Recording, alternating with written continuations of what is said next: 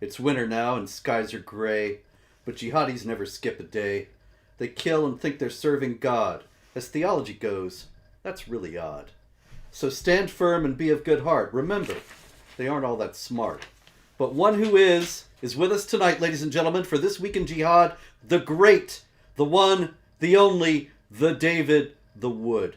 David, welcome, and how are you? Hey, how you doing, Robert?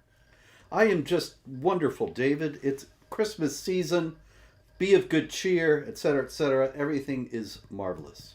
Yeah, I'm not goofing off here. I'm sending out the link to everyone I'm in Oh, contact thank you. with here. Yeah.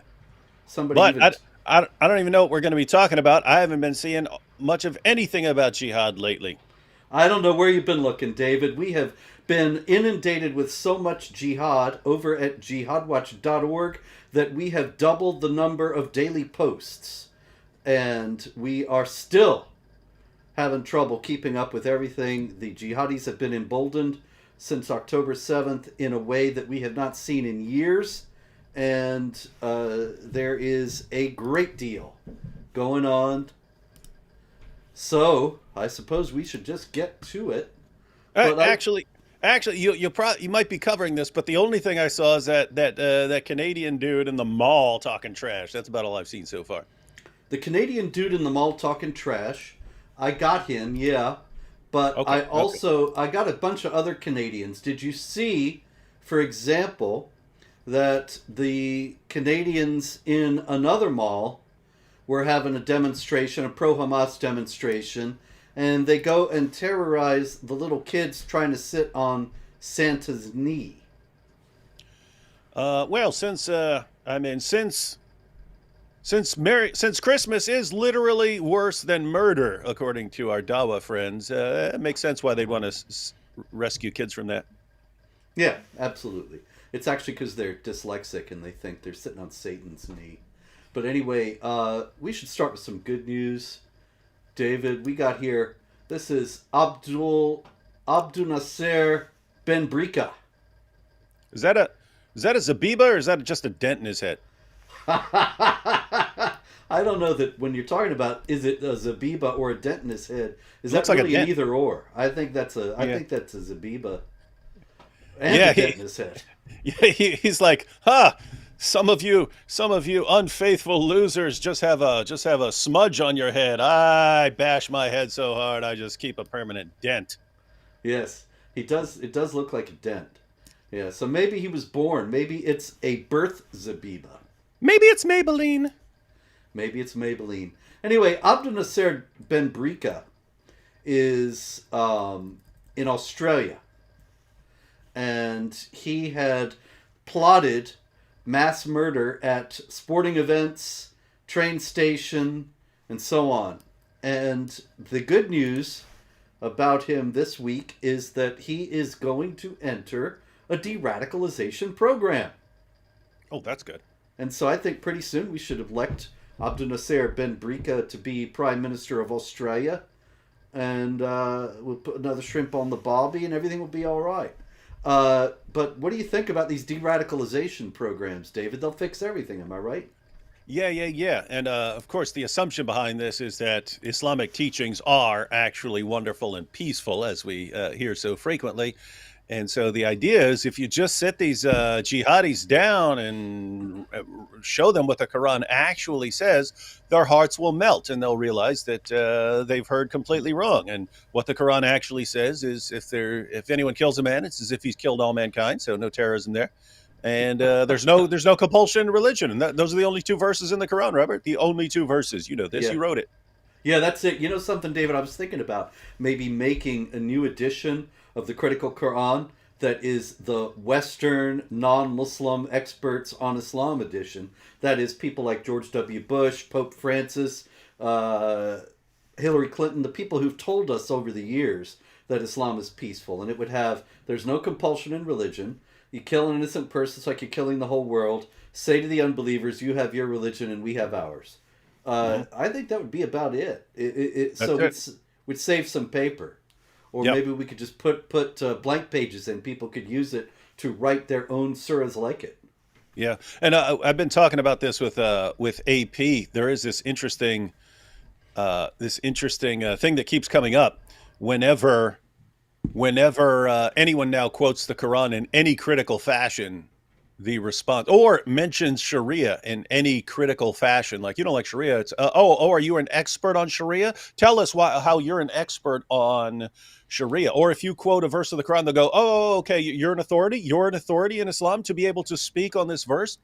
And it's just amazing because for the past couple decades, as you've seen, any random person who has clearly never read the Quran, politician, every journalist, they're all completely competent to say who is and who is not a Muslim at all. They can say, Hmm. you see that guy doing that? Well, he's not a real Muslim. You see that ISIS jihadi slaughtering that Shia in the name of Allah? He's not a Muslim because the Quran says if anyone kills a man, it's as if he's killed all mankind.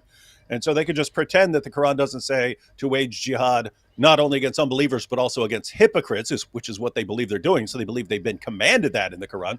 Um, but every politician, every journalist for decades has thought, hey, we are able to say that who is and who is not a Muslim based on the two verses that we've heard. And yet, the moment you say anything critical, like, "Hey, what about this wife being? Did you graduate from Al Azhar to be able to speak on this? Are you the Grand Mufti of Jerusalem to be able to make pronouncements on this? No. All right, then you can't talk. Yep. Awesome stuff. Awesome. Wild. It's always this interesting situation where the less you know, the more of an expert you are. It's the only thing like that. No one says the less you know about mathematics, the greater the mathematician you are. No one says that. It's never crossed anyone's mind. But in Islam, the less you know, the more of an expert you are. It's really a great idea. Had the critical Quran, so we'll have the uncritical Quran, that is what Nice. You Western got to do it. non-Muslims think is in the Quran. Nate 2D2 just came up with Yeah. the greatest bestseller of all time. Who wouldn't want a copy of the uncritical Quran? Like, We could even you could have a subtitle, like, so you have it, the uncritical Quran, the version used by every politician and journalist for the past 2 decades, and then you just yeah. open it up and it's 3 verses. And then and maybe after the three verses, all the other stuff that they think is in there that isn't in there at all. Mm-hmm. Love one another, be kind, be good to your fellow man, no matter what. All the things Mm-hmm. that they figure. Well, it's got to be in there. It's a holy book. Yeah, I keep hearing that from everyone too. All religions teach love everyone. All Yeah. religions teach this. All religions teach peace. Blah blah blah. So hey, why are we having all these disagreements when all religions teach the same thing? So we'll have to add it into the uncritical Quran. We'll have Mm-hmm. to write a lot of surahs like it. Matter of fact, that's good. You can have the 3 peaceful verses that are, of course, abrogated, but you could, you don't need the verses that abrogate them. So you have the 3 peaceful verses, and then you have like 200 verses that are just completely made up. Mm-hmm. Yep. So send in your entries, folks. Your Quran verses, your peaceful Quran verses, and we'll get the uncritical Quran going. All right. Meanwhile, unfortunately, we're hearing again from Sheikh Yunus Kathrada in Canada. And he is somebody we have heard from before. He has prayed for the annihilation of the Jews before. And this time he said, let me find it here, disbelievers, O Allah, destroy the enemies of Islam and annihilate the heretics and atheists. Where is the disbelievers thing? Hang on, David. We're just having a little bit of a vision This is problem, I suppose. Yeah. this is the proof. Oh, here we go. You will learn from this that the disbelievers at large, we are speaking in general terms, and this is exactly what is unfolding before our eyes, understand that they stand against Islam and the Muslims. So when they say that Israel has the right to defend herself, what they're saying is that the Zionists have the right to wipe out the Muslims of Palestine. O Allah, grant glory to Islam and the Muslims, humiliate the infidels and the polytheists, annihilate the heretics and the atheists. Anyway, where does he get the idea disbelievers are against Islam? I thought that we all loved one another here. Yeah, yeah. Well, yeah, they do get that idea.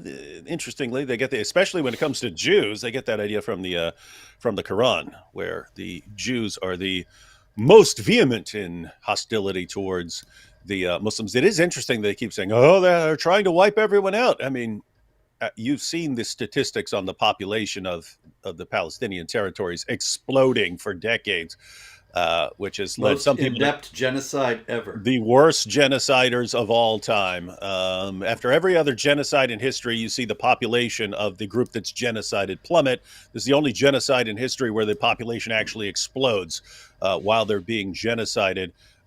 Me and AP have been going through some of the claims and some of the statistics. Mohammed Hijab famously was on Piers Morgan Hmm. saying that for every Hamas member that is killed, 100 civilians are killed. Israel has Really? a hundred to one ratio. Hijab was claiming this, and of course, no one knew where he was got it from, so they didn't know how to respond to it. They were saying He no, made it up. that doesn't sound right. Well, it's worse. He actually is barely literate. He got it from a headline, and the headline had said dozens of Hamas commanders killed. He apparently doesn't know what the word commander means. And then he did the math and said, oh, okay, he assumed this is the total number of Hamas members at all killed. Oh, dozens. And then concluded, oh, so it's a 100 to 1 ratio, and this was his entire case, where I mean, the official statistics are going to take some time to sort out, but it looks like it's closer to 2 to 1, which is pretty Hmm. common in wars, and I'm actually impressed by that, given the situation that they go into, where you've got these guys dressed up like civilians, and so you don't know who's going to kill you and who's not going to kill you, and it's all in pretty cramped quarters and so on. So, I mean, I would have been impressed if it was like 4 to 1 or 5 to 1 civilian to actual members, and yet it's the same as like it was in World War II and so on. So anyway, Oh, it's actually better. In the Iraq War, it was 9-1. mm, The American troops in Iraq, 9 civilians for one combatant, and of course, there are a lot of charges that the Americans were recklessly killing civilians. But the fact is that both the American and the Israeli army take great pains to avoid civilian casualties. But both in Iraq and in Gaza right now, the the other side uses human shields. They try to launch their attacks from civilian areas to yeah, draw fire that will kill civilians because they know how powerful civilian deaths are on the propaganda front. And yeah, so for isn't it? Israel to have a lower rate of killing of civilians in Gaza is remarkable and shows how careful they are in this conflict. Yeah, that's I mean, think about what a nightmare situation that is. You're attacking, and you're trying to minimize civilian casualties, but the people you're fighting are deliberately trying to maximize civilian casualties. They want you to kill as many civilians as possible, which is why they hide among civilians and hide behind civilians. And so they want you to kill as many civilians as possible so that they can use this as part of their PR campaign against you. And so you're fighting a war while you're trying to minimize civilian casualties, and your opponents are trying to maximize them among Mm-hmm. their own group. That's a nightmare situation to be in. It is. And then the whole world, of course, is against you. And so you have the international media magnifying the casualty lists of your enemies. It's really incredible to me. But the UN every day publishes the casualty figures that they get from Hamas, from the Gaza Ministry of Health. And they put them up as if they're completely factual, even though those figures themselves are ridiculous on their face. You can look at them closely and you'll see it pretty quickly, as a matter of fact. Like, for example, one day they'll have 300 more civilians killed, including, and then you look at the number of children, it's gone up by 600 since the Mhm. day before. So Yeah. 300 people, including 600 children. And the UN is passing this on as if it's accurate. Yeah, Hamas could actually come out tomorrow and said the IDF just did an airstrike in which 50 people were killed. Among those 50 people, 7 million children, and the UN would pass it on. It's Yep, wild. yep. So let's go to Nashville, Tennessee, David. In Nashville, Tennessee, Yeah. this is the Kadum, not Kaboom, but Kadum family. This is Nick Kadum over here, and his son John Kadum, and his wife Rawa Kawaji. And they have another son, Nick and Rawa have another son besides John, who is not named in the available reports. And what happened was Nick and Rawa and John ganged up on the other son, started beating him and spitting upon him and threatening him because he converted to Christianity. What's wrong with that? Surely these people believe there's no compulsion in religion, right? No, they don't believe that. Um, yeah, so in Islam, the penalty for leaving Islam is death. You have lots of Muslims who would believe that you don't enforce that unless it's done under an emir. So that's Ali Dawa's view, and so on. So you have Muslims who believe that you can only enforce these things when you have a sort of full blown Sharia. But what you have, it's parallel to other issues, right? Where in an Islamic state, you can have a government enforced rule against criticizing Islam. In a Western nation, you don't have the same rule. You work towards it, but you can still enforce it in other ways. So you'll go about it by labeling anyone who criticizes Islam bigots and racists, try to get them canceled from their, make them lose their jobs and so on. You try to get the same result without having the government enforcement. And so it's similar with everything else. If your son or your brother leaves Islam, converts to Christianity, you don't kill him, but you try to get the same result, because the goal of the death penalty is to make everyone terrified of leaving Islam. You don't want to do it. Even if you do it, you keep your mouth shut about it and just live like a Muslim the rest of your life. Never let anyone know. And guess what? There are Muslims in the West who understand, hey, the government's not going to sentence them to death, but we try to get the same result. Try to keep people terrified, absolutely terrified of leaving Islam. Yeah. Actually, I should have noted that they were trying to get him to recant and to take back his conversion. And so what is scary about the available reports is that Nick and John Kadum were arrested. Rawa Kawaji actually scratched, so the stories say, scratched his hand with a knife. And so she was charged with assault, but they were just charged with lesser charges and got out more quickly. But there's no word about where the son is now and whether he's still living with them. And I think they should understand that he is in very serious danger if he's going back home and living with these people at this point. Yeah, yeah, it's actually worse now, because if he's now a public apostate, if it's now a public issue, that is way more of a concern for them, because then it becomes a massive matter of family honor and stuff that you have to deal with this. And you know what the really messed up part of all this is, Robert? I mean, apart from basically torturing a kid for leaving Islam, the messed up part is if this kid were to if the government were to say, okay, now your family's out of jail, so go back to your family. If this kid were to run away and go into hiding with like a Christian family or something like that to keep him safe, and you and Pamela Geller were to say, hey, this kid needs to be kept safe, I think we have good reasons to believe that you would be absolutely blasted by the media and Muslim organizations, and the parents who were torturing him would be propped up as the ideal parents for all humanity. Loving, doting parents, doting on there, and this kid's making it all up because he's been brainwashed by people like you. This kid would be blasted and harassed and demonized. You guys would be blasted and demonized. You think that's about right? I seem to recall something like that before.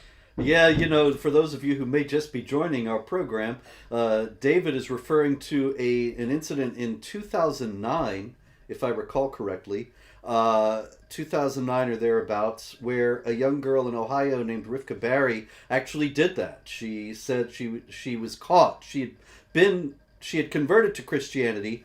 She had been practicing her faith in secret, but her father discovered her Bible, may have caught her praying. I don't remember exactly, but in any case, he threatened to kill her. Whereupon she did flee her home, and then it became this big custody controversy because she, like this boy in Nashville now, was underage, and so Pamela and I tried to call attention to this. We were excoriated in the media. Nihad Awad of the Council on American Islamic Relations wrote an article explaining there was no apostasy law in Islam, that Islam respects the freedom of conscience. It's funny how so many Muslims seem to misunderstand that, even to this day. Yeah, they keep misunderstanding Muhammad's words. If anyone leaves his Islamic religion, kill him. They keep misunderstanding it and they think that he means what he says when he means the exact opposite. Just like Allah so often in the Quran itself. Yeah. All right, we have in. Why don't we go to Europe, David? There's a lot of Europe stories. I'm not going to Europe. What are you talking about? Big giant Sharia compliant hellhole. I'm not going there. You were correct, you mean for the news? Okay, yeah, we can do that. For the news, yes. All right, let's go to France. A lot of France stories this week. In France, we have police are investigating because in Paris, a man armed with a knife entered a Jewish daycare center. And holding his knife, he went up to the director, a woman, and said to her, "You're a Jew. You're a Zionist. 5 of us are going to rape you, cut you up like they did in Gaza." Now, surely somebody like that has nothing to do with Islam. Am I right, David? Oh, no, they're getting that from Mars. Yes. We're being invaded by Martians. Also in France, in the, should I even try to say this? In a school. It was in a school. You can check jihadwatch.org for the name of the school. You're going to say I'll say it. I'll say it. The Fifon School of Cheese and Croissants. And surrender. All right. Lyon Mag reports that this is an 11-year-old girl. And the 11-year-old girl is walking. They're walking out of school in the afternoon, and a couple of girls, and they come upon this boy from their class. Now, we were all 11 once, and I remember that there was a lot of back and forth between the kids, and particularly girls and boys, and oftentimes, of course, the old cliche is if you tease a girl, it's because you have a crush on her and all that. And so maybe this girl has a crush on this boy. What she did was, wielding some scissors, she said to him, "You dirty Christian, you are all the same, dirty dog. Is it good to be a dog? Tomorrow I will meet you at the school." And she's in love with that Christian. Hey, yeah. so hey, someone needs to tell her. Someone needs to tell her she's not allowed to be dating Christians. Indeed, even with scissors. All right, we got a 12-year-old girl in a different school in France. It's girl jihadis, preteen girl jihadis in France week. You need to put that on there. You're going to get all these people who are total perverts looking for stuff, but they'll find it. I'm not sure I want them looking. Anyway, okay, we got a 12-year-old, and she brings a knife to school in Rouen or whatever, Rennes.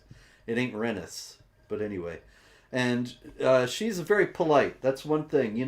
I've noted over the years of covering all this jihad that there are many, many jihadis who are very calm, and they calmly kill somebody and calmly say to police, "Yes, I killed this person," and so on. And they don't show any emotion. And people have found this curious over the years because they're used to this kind of thing happening in the context of a crime of passion. And they don't understand jihad, so they don't understand how somebody could be perfectly calm and think that and do this kind of terrible violence, but they don't understand that they think they're serving the creator of the universe and so on. Anyway, this girl was calm but also polite. She showed the knife to the teacher, who she disliked, and said, "I'm going to kill you, ma'am." And explained that she wanted to imitate a jihad attack that had happened earlier in another place in France, where a 57-year-old individual, Dominic Bernard, was stabbed to death in October by a jihadi from Chechnya. And so now we have the jihadi preteen girl saying that she wanted to kill the teacher. Same kind of idea. I wanted to deal with this real quick. We've done this before. Why can't we have super chats, David? Because your channel's about jihad, and you can't have a channel monetized like that. So let me make sure that the links are there in your description. Let's see. Yes, you can. Robert was at one point banned from Patreon when they concluded that anyone who is critical of killing apostates and so on has to be banned from the platform. Fortunately, they changed their minds eventually, so you can support Robert on Patreon, and you definitely want to follow him on jihadwatch.org, and you can see Robert's written a ton of books, but you definitely need the ones that are listed there. Palestinian Delusion, Critical Quran, and History of Jihad. Those would definitely be my recommendations. So yeah, you can support the channel that way. So anyway, the super chats you can only do if you're monetized. Jihad Watch was demonetized years ago, so we can't have that. But if you could support us at Patreon or donate to Jihad Watch, we would be deeply grateful. Help us keep going. And we will keep going now. So we're still in France. Wait. Are we just gonna walk past that clearly Islamophobic teacher who didn't want to be killed? Yeah, I guess we are. What a bigot. Tell us, what do you think? Yes, she should have said, I thank you for being so polite and saying ma'am. Yes, and to show you how tolerant I am, I have to let you murder me in the name of Allah. Yes. Otherwise, I just wouldn't be tolerant. She also, this girl, this 12-year-old, also gave a note to another student saying she was going to kill the teacher. And the student laughed at her and said, "What do you mean you're going to kill the teacher?" And then the kid says, "But I did not know at that time she had a real knife." Yeah, and so you said this is a 12-year-old, so that note would have been like, "Hey, I want to kill the teacher. Do you think I should? If so, check this box." Do you think I'm cute? Check this box. All right, 14-year-old Muslim. They're getting older. In another school, yet another school in France. It's Jihad in French Schools Week. And we have this guy brought a box cutter to school. He's 14 years old. And he starts chasing a couple of students around while screaming, you'll never guess, Allahu Akbar. Whoa! Yeah, in the That's class. Weird. He placed the blade of the cutter on the stomach of one of his schoolmates, but did not hurt her, and was ultimately taken to the principal and handed over the weapon. What's interesting is that the report also says that he was known to the police. So this is a 14-year-old, and he's already got himself known to the police for this kind of activity, and he's a knife-wielding, Allahu Akbar shouting jihadi in school nonetheless. Mm-hmm. Got another one for you out of France, David. We have another guy in Paris. What? Why is everything happening in France? Like the whole young generation decide. And by the way, I mean, think about how nuts this is, right? You say you've got all these like 12 and 13 and 14-year olds deciding at that young age they have to go around killing people, and it's still not entering people's mind that they've got a problem here. That I mean, one, guess what? Those What's going to happen to those kids? Here's the most that'll happen to them. That's Yes. it. That's going to happen to them. Is that going to change their views? Is that going to is that going to convince them that no, actually, you need to be loving towards everyone? Of course not. There, you you've got multiple issues here. One, you've got why are these young people coming to these conclusions about what they're supposed to do? Two, if these are the people, if you see 12, 13, 14-year olds who are already deciding to do it, guess what? There's a much greater number that have those same ideas, but they're looking towards the future to do it. And then, of course, the fact that these kids aren't going to be in prison for the rest of their lives. So unless their minds change pretty radically, they're actually going to kill somebody at some point. Yep. Creepy. And it's a very good point that nobody in France seems to be following up on. I had never seen any mention of it in any of these reports, and I'm getting these reports out of the French media. We got the translations at Jihad Watch. The French media never says a word about police looking into exactly the point that you've just made. What is it? Where did they get this? This 11-year-old kid, 12-year-old kid, 14-year-old, they're not reading the Quran and coming to the conclusion that they got to go jihad. They're getting it from the parents, the local mosque, the environment that they're in. And it seems as if the French are in complete denial about that. As well as everybody else, not just the French, but it's a big French week. Paris, all right, guy with a kitchen knife, 40 centimeters long, says the French story. What's 40 centimeters? It's what? I don't know how big that is, but I think it's pretty big. That's Good pretty sized long. knife. Yeah, that's a big one. So he's got this. He is on the street in Paris, and he is shouting. You won't believe this, but he's shouting, "Allahu Akbar," Huh. and he That's says, that's original. "Yeah, they never. I know we've been through this every which way over the weeks and the months. There's just these stories are all the same. But anyway, there is a little twist in this one. He did not just go around stabbing passersby at random. He actually asked a woman walking by, "Say, are you Jewish?" And she said no. And then he said, "You're lucky. Otherwise, you would have taken it in the gut," referring to his knife. That's France today. Welcome to France. And what do you think the odds are that things are going to be getting better there before they get worse, Robert? Yeah, I think that France is going to be a pretty unpleasant place in the next 10 or 20 years. Stick a fork in them. Yep. Here's another angle on that, as a matter of fact. Another story about France. In the Jacques Cartier School in Issy, west of Paris, a teacher showed a painting to her class. She's an art teacher. She showed a piece of art, a 17th century Renaissance painting, Diana and Actaeon, by the Italian painter Giuseppe Cesari. Now the problem is the Italian painter Giuseppe Cesari, he painted nude women, David. Mm-hmm. Yeah. Yeah, they did that back then. Yeah, I was going to show the picture, but I figured, well, I don't want to get this yanked from the YouTubes.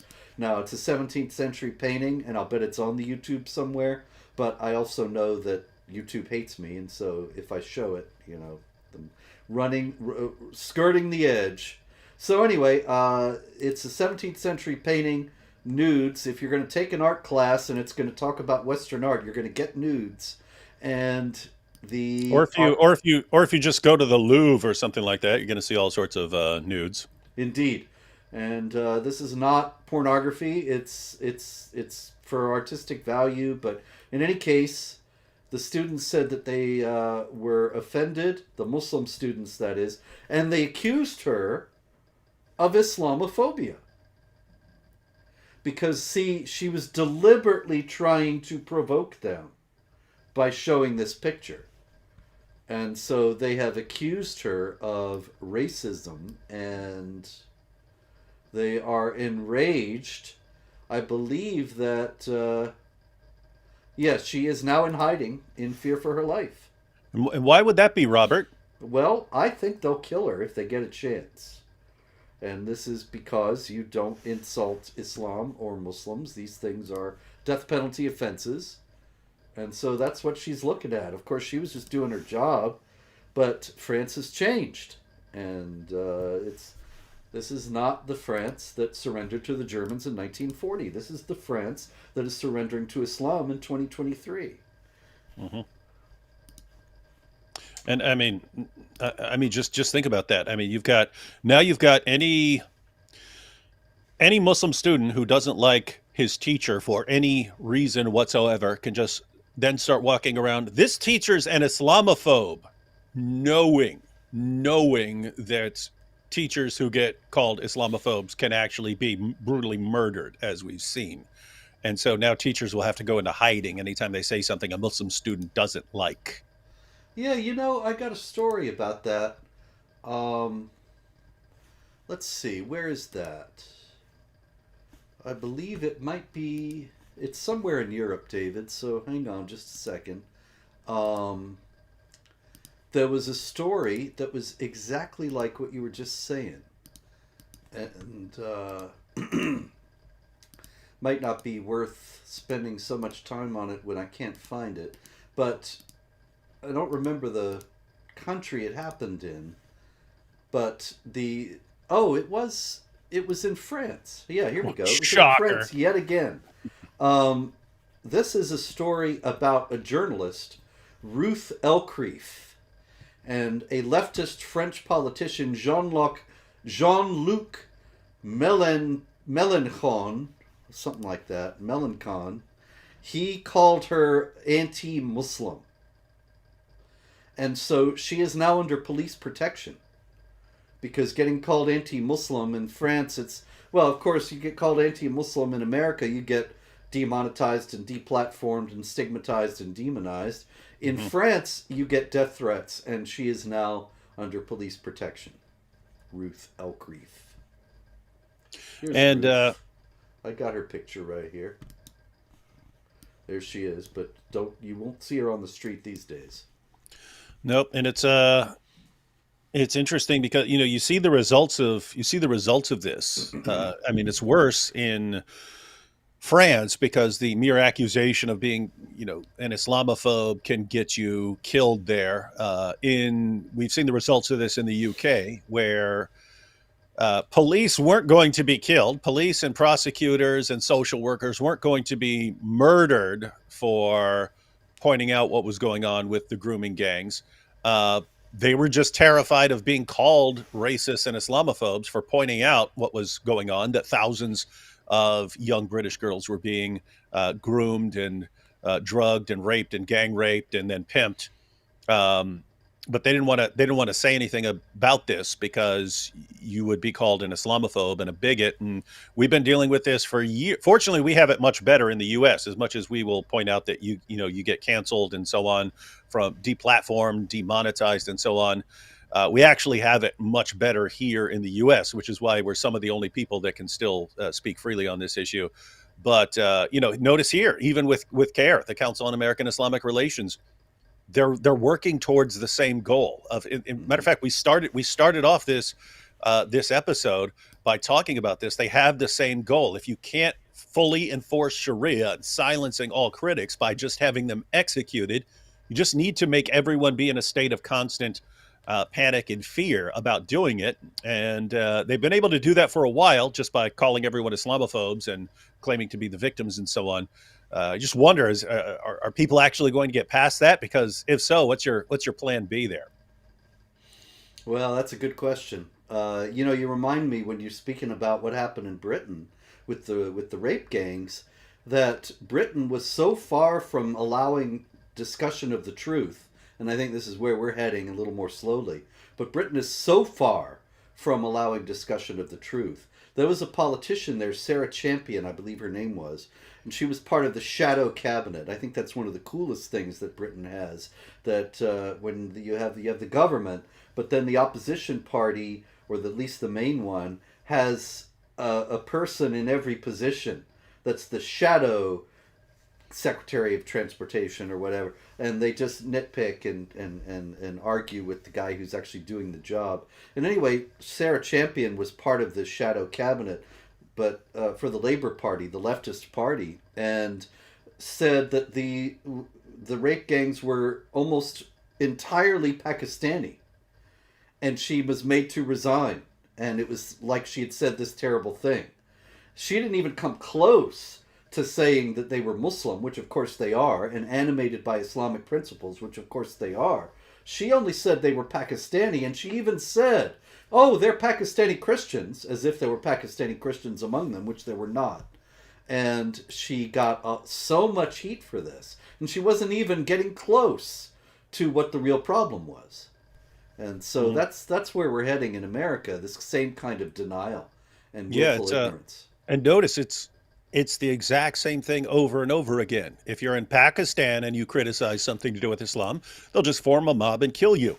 Over here, a little bit more difficult to do, but they realize they don't even have to. They can just call you names and everyone backs down. Bunch of cowards. That's it. And then politicians, the media, they'll all crack down for you. Oh, this person stated the obvious.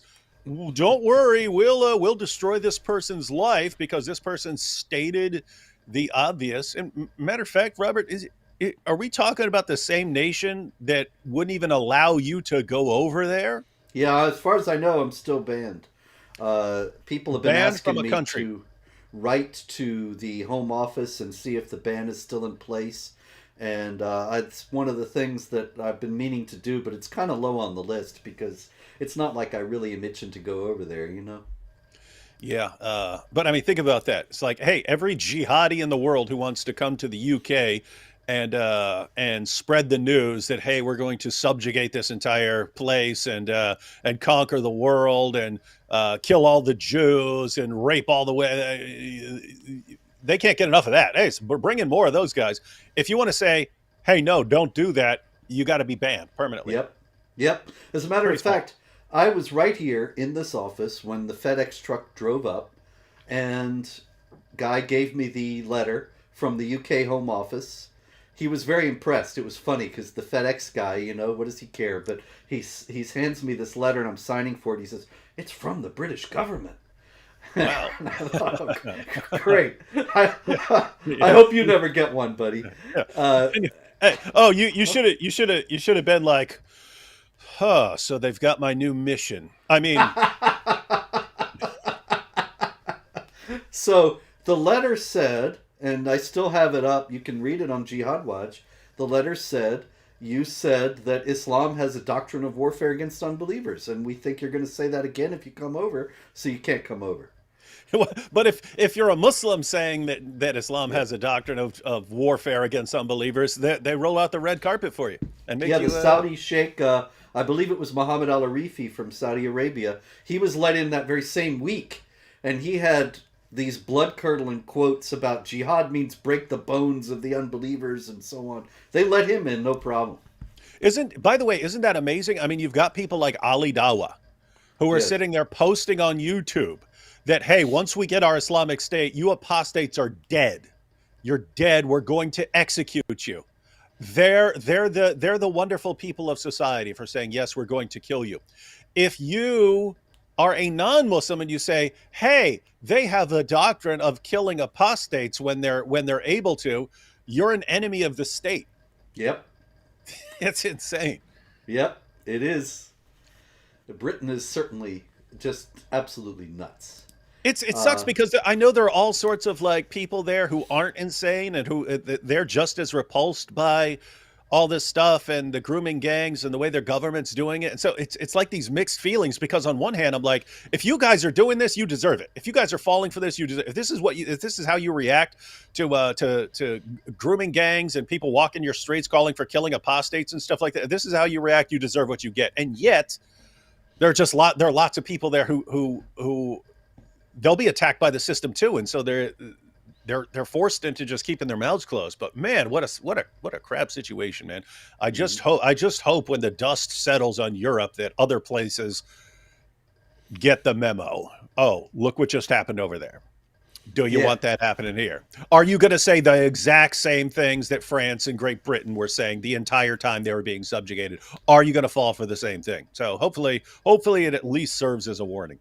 Well, Poland has been resisting all this for quite some time, and now the left has taken over there, and they're going to open it up to the mass migration, and so Poland is going to become just like Britain, France, and Germany. Looks like. All right, we have attacks on nativity scenes this week, and it is Christmas But coming up. by the way, on Poland, given the I'm not sure you heard the Polish jokes when you were growing up, Robert. I Oh certainly yeah, recall them. oh yeah. Things like, the Polish invented the first screen door for submarines and things like that. Um, Mm-hmm, but mm-hmm. you would have thought, given their reputation, they'd have been the first people to fall for it, and they didn't. And Indeed. you just have to think it was still ingrained in their memory a little bit more than it was for other nations. It was still ingrained in their memory because they fought it. They had to deal with it. They had to deal with it was more, for some reason it stayed in their memory what dealing with jihadis was like, and they're like, we don't want that. We do not want that here. Yep. Well, they're getting it now. As a matter of fact, I think I have a story. It's already started. Um, yeah, there it is. There's a convert to Islam, an 18-year-old convert to Islam in Poland, and he was plotting a. Oh, this is going to be bad, David, because if they're going to start doing jihad in Poland, then I'm going to get this all the time. In Zabkowici Slaski, or something. Sorry, Poles. I don't know how to say this, but anyway, he was going to do a massacre of police, and he's a convert to Islam. You got to wonder, whenever I see these converts, it's remarkable how many converts get involved in jihad, and how uncurious authorities are all over the world as to why, if Islam is peaceful and benign and we got nothing to be concerned about regarding it, why do so many converts get it all wrong and think it has to do with violence? It is weird. It It is weird is how they convert, and then their first impression of their new religion is that they have to go slaughter somebody. I don't know. Weird. amazing. Mhm. Where do they get this idea? They must be getting it from you because there's nowhere else to get it from. Yeah, that's it. They're reading Jihad Watch and they think, Yeah, oh, they this convert is and they it. say, "Hey, how do I need to live?" And they say, "Let me go check with the author of the Quran himself, Robert Spencer." And, I gotta go kill a bunch of people. All right, in Belgium we have beheaded nativity scene. You can see Joseph's head here at the base. Mary's head is nowhere to be seen. They also stole the sheep, which I think is kind of strange. I don't know what they're planning to do, but they stole. I can tell you what those guys do with sheep, Robert. But These are it's a family ceramic show. It's a family show. Wow, I mean, ceramic sheep, David. maybe they're stupid. Let's see what the ceramic sheep feels like. I mean, or at least I just stare at it. I just put it up on my shelf and I look at it. Yeah, sheep hub. All right. Only sheep.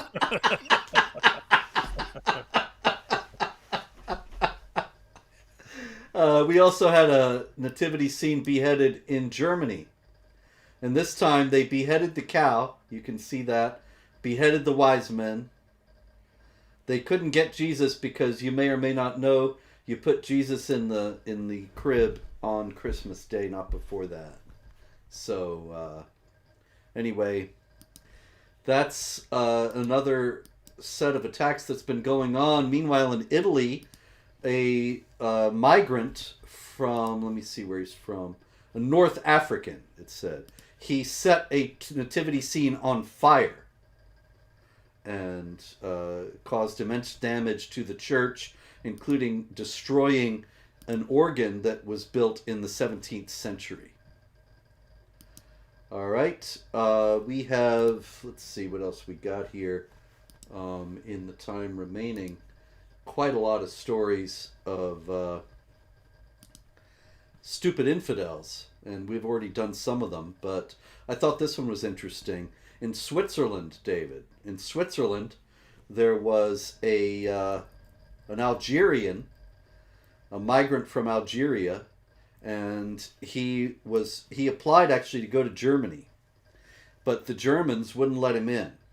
So he went to Switzerland. He went to a school. He screams Allahu Akbar,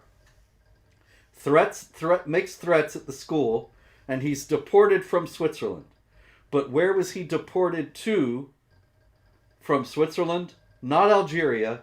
He was deported to Germany, Poor guy.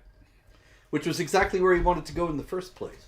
Nice. So you got to wonder if he was thinking that if he did this, then he'd be able to get to Germany when they had rejected him the first time. I don't know. Uh, you have Meanwhile, hang on. You have going back to your story about the cow and the nativity scene. yes, You have some jokes over in the chat. You have yes, Labelle. I take the cow. Uh, Urban Infidel says Masab's cow. Sarah says they didn't choose the cow. I don't know if you know what that's talking about, but no, what is that? you know the Green Prince, right? Masab Hassan Yusuf. Yeah, sure. Yeah, son of Hamas. Well, he made this video, and he's trying to warn jihadis that, guys, you don't understand. I'm not backing off just because you talk a bunch of trash about me and stuff like that. And he's like, and so he just gets brutal. And he goes, if I condemn my own father to death, you should be afraid, right? And Mm-hmm. then he says, if I have to choose between 15 million innocent Jews and 300 million jihadi clowns, I choose the 15 million innocent Jews. And then he goes, like everyone could have been on board up through then, but then he said, if I have to choose between 1.6 billion Muslims and a cow, I choose the cow.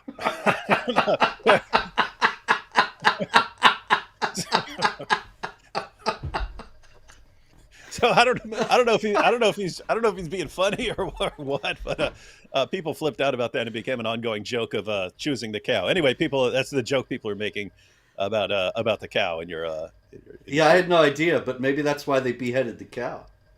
Yeah. All right. Also in Germany, though, David. Meanwhile, in Germany, the public broadcaster NDR, they did a special on Christmas traditions, and they spoke about the Christmas tree. And they said the origin of the Christmas tree is to be found in the Quran.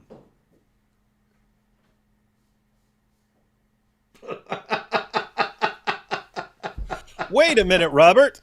So Christmas does have pagan origins.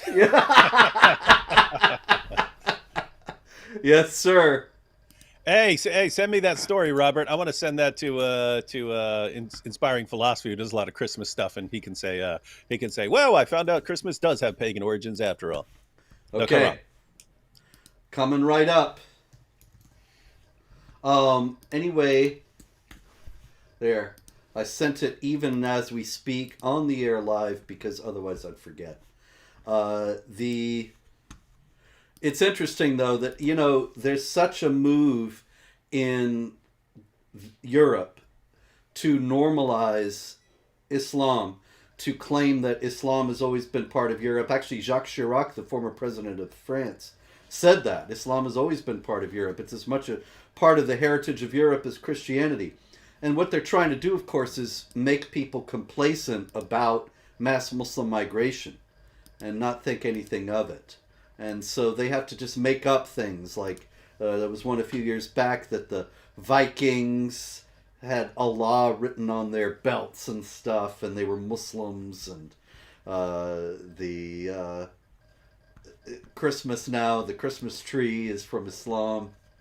It's all just ridiculous, but it's all designed for a purpose, and of course the purpose is endorsed at the highest levels. There's another story out of Italy this week is that the Catholic Church has been funding the mass migration of Muslims into Italy from North Africa, to the extent that migration activists have been boasting they don't even have to work because the church has given them so much money. Nice. Yeah. Makes I've been saying for years, guys, if I ever become an atheist again, I'm gonna pretend to be a Muslim. People just hand me stuff. Yes, it's true. Meanwhile, we have in France, we have yet another story out of France. We have a woman who is a pro migrant student activist, and she was raped by a migrant. And then, some days later, assuming that he was in prison, she's walking along the street and is shocked to Shocked. see him pass by. She should not have been shocked. This is France, after all. Yeah, and But that's pretty standard as far as no repercussions. What do they know? They don't know any better. We bring them in there, and we bring them in, and they have no idea that they're not supposed to go around raping people, so you can't hold them accountable. indeed, Hmm. another story that's similar out of France, of course, Algerian guy, and he is deported, but he doesn't leave. And so, actually, less than 1%, if I recall correctly, of Algerians ordered deported actually leave France. So there are all these people who've been deported walking around, and this guy went onto a bus and he screamed Allahu Akbar and started threatening the bus passengers. I'm noticing a pattern here. Yeah, it's weird. I know it's weird. Who would have thought? In Sweden, a similar story. There were two migrants from Iraq. I believe I have them over here. Let me see. Yeah, there they are. This is the newspapers got a, what do you call those, a watermark on there, but you can still see them. Um, this is Mazen Asharash and Akar Bajarani, and they are Iraqis, and they gang raped a woman and urinated upon her. And in response, they were sentenced to prison, but they were not deported. As a matter of fact, the judge said that they had integrated well into Swedish society. Well, I mean, the judge has got a point. I mean, if this is becoming the rape capital of the world, then these guys are just they're going with it. They're going with the flow there. Yeah, you know something else? They said Bajarani was deemed to have integrated into Swedish society due to the fact that he has two children who are Swedish citizens and is expecting a third. So it's Hmm. just that he went there and started having babies that, of course, he's going to raise Muslim, and they Hmm. think he's integrated into Swedish society. Yeah, and so I mean, fortunately, those are girls and not a bunch of boys who would be raised with the idea that you go around raping non-Muslim women. But if they have any brothers, they'll think that. Yeah, they will think that, and that'll be a family tradition. Indeed. Just like Pa. You know, there were father and son groups in the Muslim rape gangs in Britain. Yeah, there lots of them. There was like brothers and cousins and uncles, and it was like it was a whole family affair. Hmm. Which I commented on it way back then because just thinking like this kind of flies in the face of this idea that you can anyone could just be crazy and want to or evil and want to go do something. And yeah, you can just have a random crazy person or evil person from any sort of background, could be a Christian or whatever. But I happen to know that even though pretty much everyone in my family, I'm trying to think, my grandma would be the exception. Everyone has a criminal background of some sort in my family. Um, but I know if I were to call up my brothers or something like that and say, "Hey guys, I got this 12-year-old girl over here. How about we come over and just gang rape the crap out of her?" There would be a brief period of questioning of trying to find out if I'm serious or not. And if it turned out I was serious, I'd be getting knocked out. I would be getting knocked out by someone in my family for if they thought I was serious for saying something like that.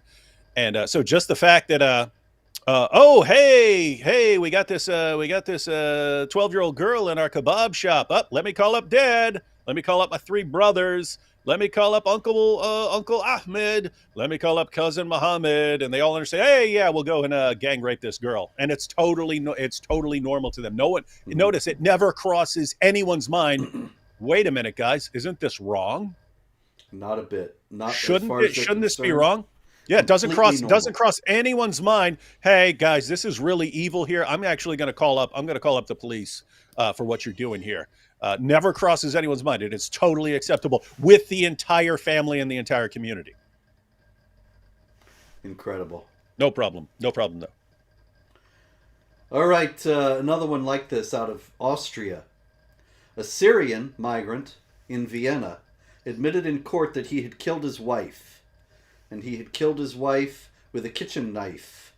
And he stabbed her 19 times because she wanted to split and said that she had fallen in love with someone else. And so he killed her.